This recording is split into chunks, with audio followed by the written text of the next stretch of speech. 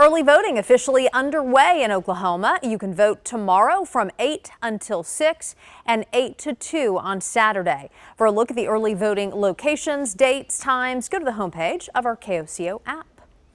On June 28th, Oklahoma Republicans will choose their nominee to replace U.S. Senator Jim Inhofe, who is stepping down. 13 Republicans on the ballot to replace him. It is a crowded field, and tonight we're speaking to the man who is leading in the recent polls, Congressman Markwayne Mullin, who's represented Oklahoma's 2nd District in D.C. since 2013. If you want to change Washington, D.C., you've got to change the type of people you send there. And so if you have people that only have a political background, that means they're only going to make political decisions. I believe you've got to have skin in the game. To Congressman Markwayne Mullin, having skin in the game means being an entrepreneur within the economic environment Congress creates. His campaign strength, he says, is in his business resume. Our resume is what sets us apart. We're a job creator. We're the business guy.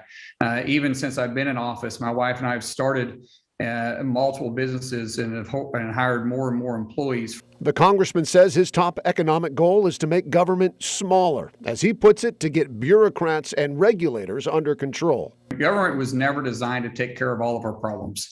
In fact, that's the scariest thing you can say is when the government's supposed to take care of your problems. Government is not designed to create jobs either. They're to create an environment for entrepreneurs, for go-getters, for world changers to be able to create those jobs and change the direction that we're going. Congressman Mullin says if elected, his conservative views and votes would move with him from the House to the Senate. Would you support and champion a federal ban on abortion? Absolutely. Absolutely. I'm excited that we're not killing babies in Oklahoma anymore for the first time in 49 years. I'm excited about that. But that doesn't mean that we can't go and try to save the babies in California. And when it comes to preventing school shootings, Mullin is a firm no on gun control. He says he favors spending more on mental health initiatives and spending unused COVID funds to make our schools physically much more secure. You can't regulate crazy. You can't regulate someone that's actually crazy enough to do this. If they want to commit a crime, they're going to commit a crime. Primary election day is Tuesday. We have our election guide right now posted on the KOCO.com.